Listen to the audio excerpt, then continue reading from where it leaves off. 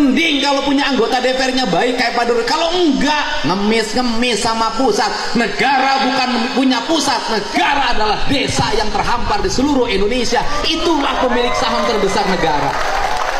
Betul nggak? Betul nggak? Nanti diatur. Saya sudah hitung itu. Saya dengan Pak Prabowo pernah ngitung. Didi, kata Pak Didi, nyelesain kemiskinan pertanian gimana? Gampang, Pak. Bagaimana? Satu, pupuk jangan dibikin susah-susah.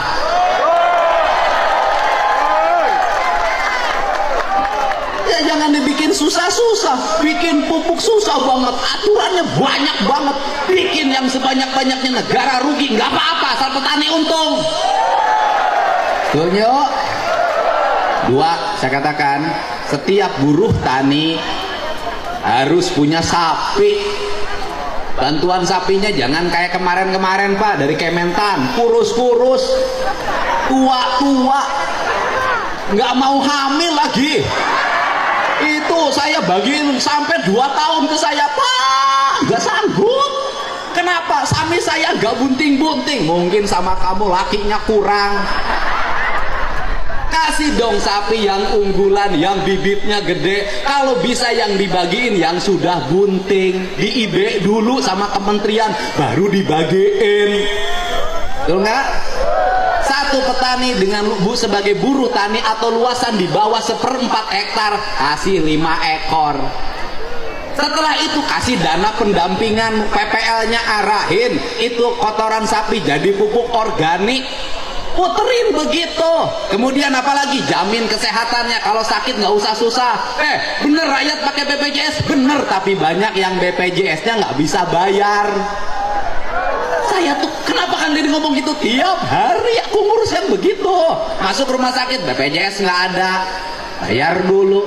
Masuk rumah sakit, di rumah sakitnya nggak bisa nungguin. Kenapa? Berhenti kerja ngebecanya. Bener nggak?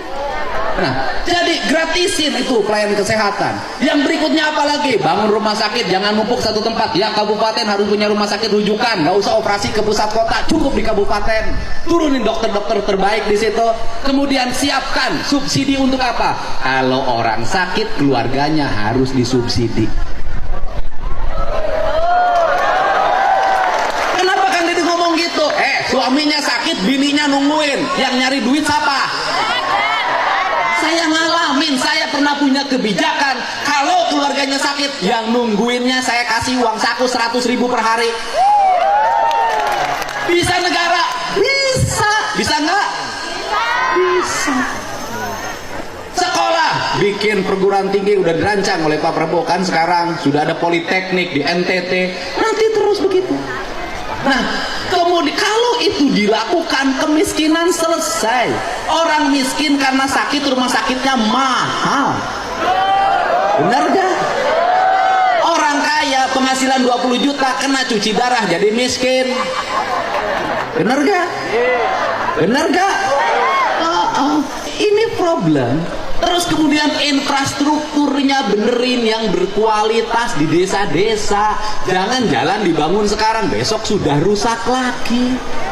Bangun irigasi yang bener, jangan bilang 60 cm, dibangunnya 30 cm, diakal-akalin. Ini benerin semua. Terus yang berikutnya, negara tegas, termasuk yang di bawah umur jangan pakai motor.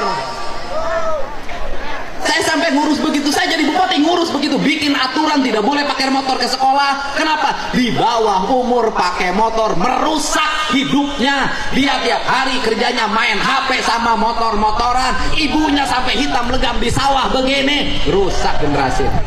Apalagi, nah, bikin aturan, ini Jawa Barat. Aturannya apa? Mereka yang hajatan boleh hajatan kalau punya uang. Yang nggak punya uang nggak boleh hiburan-hiburan, udah numpeng aja. Kenapa? Di Jawa Barat banyak yang kawinan pinjem Bang Emok. Beres Bang Emok, hutang sampai pergi ke Arab. Ini negara ngatur, kepala desanya ngatur, semua ngatur seperti itu. Pusat dan daerahnya ngatur, rakyatnya dijamin, diatur tapi dijamin. Sekali lagi apa? Diatur tapi Jangan suka ngatur kalau tidak menjam. Begitu. Orang yang ngatur harus menjam. Ini tugas negara mengatur dan menjam. Tugas rakyat diatur dan mendapat jamin. Ya, ini saja apa yang saya sampaikan. Saya panjang dan pendek ngomongnya, pulangnya nggak akan ditransfer, ongkos sendiri. Alhamdulillah. Tepuk tangan ya buat Kanjeng. Saya kebetulan saya tiap malam keliling untuk menyampaikan pesan-pesan Pak Prabowo. Tadi malam di Cirebon, sekarang di sini. Nanti malam saya harus ke Bandung, besok saya ke Bekasi. Saya tiap malam keliling untuk menyampaikan pesan. Saya ingin Indonesia kepemimpinan Pak Jokowi diteruskan sama orang yang jujur, orang yang otentik bukan kosmetik, orang yang tidak suka pencitraan tapi ngomong apa adanya, orang yang selalu dihianati tapi tidak pernah mengkhianati. Setuju? Kita ucapkan terima kasih. Atur nuhun. Wallahu muwaffiq ila aqwamit thoriq. Assalamualaikum warahmatullahi wabarakatuh.